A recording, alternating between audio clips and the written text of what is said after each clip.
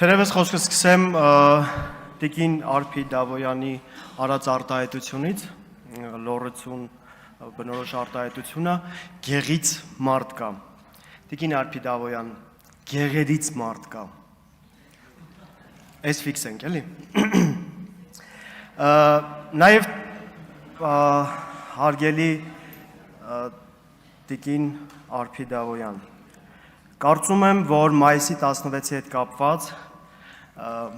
մեծավանցիներից, արժանապատիվ մեծավանցիներին խաժամուժ անվանելու հետ կապված առնվազն պիտի ներողություն խնդրվի այս ամբիոնից,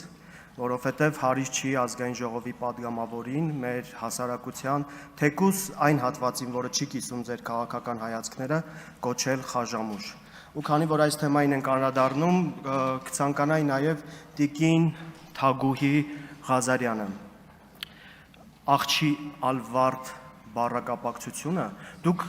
ձայնագրությունները իրականացնում եք, հրապարակում եք, գալիս եք այստեղ,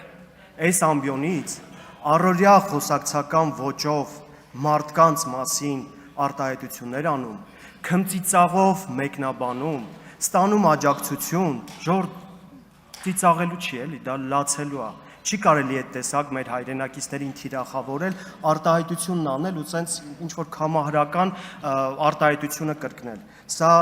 ևս կխնդրեմ ի նկատի ունենալ, որովհետև նորից եմ կրկնում, ազգային ժողովի падգամավորին հարիս չի, թեկուզ ձեր հայացքները չկիսող քաղաքացիների նկատմամբ այդ տեսակ վերաբերմունք ու այդ տեսակ արտահայտություններ թույլ տալ։ Եվ կփորձեմ չեմ ուզենա ընդհանրապես սենց ելույթս նվիրեմ Արփի Դավոյանի ասած կետերին, բայց կփորձեմ սենց շատ հակիրճ անդրադառնամ, որպեսզի ինչ-որ բաց բաներ չմնա։ Ապօրինի գույքի հետ կապված։ Տիկին Արփի Դավոյան, այդ տեղեկատվությունը մամուլում դրված է, բաց է, բոլորը կարդացել են, դուք ձեր ցանկությունը երևի արտահայտելու, որ տեսնեն մարդիկ մեր տարածաշրջանի, մեր գյուղերի, բոլորը տեսել են։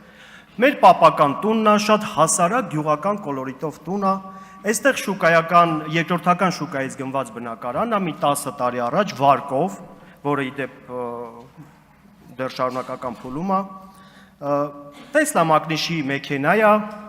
GX470 մակնիշի մեքենա է 2008-9 թվականներին, պարոն Արամ Խաչատրյանը շատ լավ գիտի այդ մեքենայի պատմությունը, թե ինչպես է եղել, ինձ թվում է, որ հարցնեք ինքը շատ ավելի մանրամասն կպատմի, երբ հեղափոխությունից հետո պարոն Խաչատրյանը նշանակվեց մեր մարզի մարզպետ։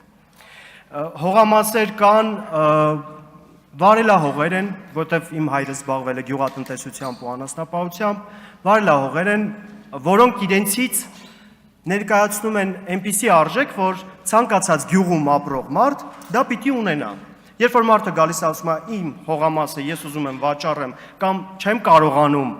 ոչ ճիշտ կառավարման արդյունքում հողը մշակեմ, գյուղացիները փորձում են այնպես անել, որ ոչ մի անմշակ հող գյուղերում չմնա։ Գիտեք ինչն է պատճառը, որ ապօրինի գույքի բռնագանձումները դուք օգտագործում եք ընդդիմադիր հայացքներ ունեցող մարդկանց ճնշման քաղաքական գործիք։ Եվ եթե իմ այս վարույթը եւ չէր լինի, եթե իմ հոր արժանապատիվ կեցվածքը չլիներ։ Արժանապատիվ կեցվածք, որը դրսևորվել է այս տարիներին, կարող եմ ասել նաեւ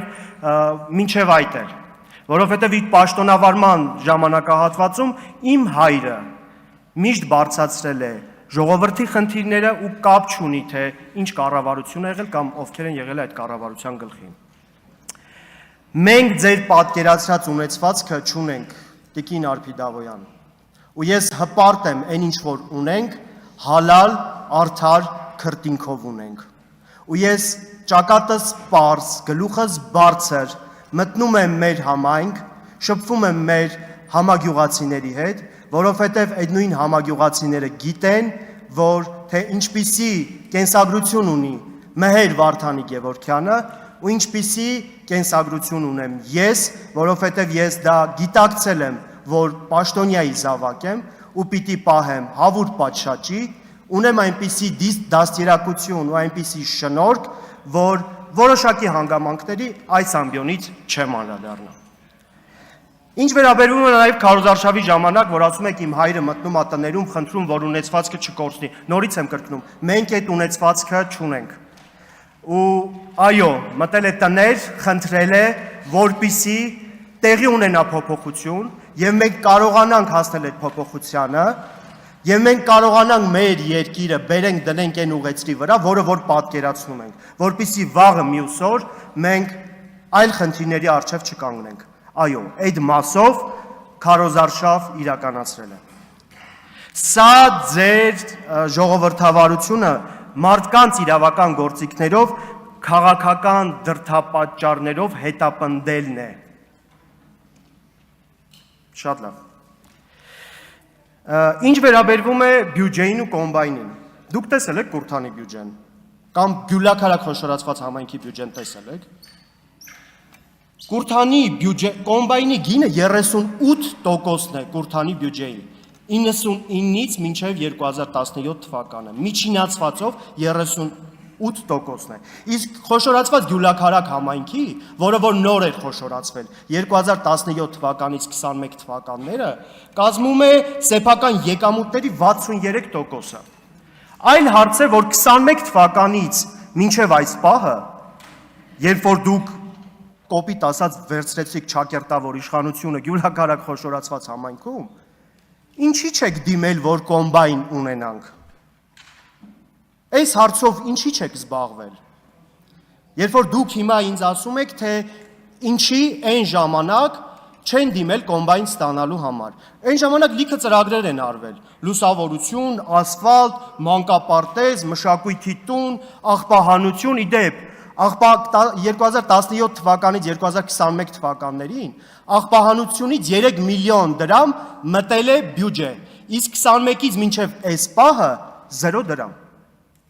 Այս էլ արձանագրենք։ Ու այդ տեխնիկան, աղբահանության համակարգը, լուսավորության համակարգը, ասֆալտապատում գնացել եք այդ տարածքը։ Դուք ասում եք Վարդավլուրի ու Հոփարցի թորեք։ Դուք այդ տարածքով այս վերջերս գնացել եք, դուք այդ ճանապարհների վիճակը տեսել եք։ Վերջի անգամ այդտեղ ասֆալտապատումը արվել ընդամենը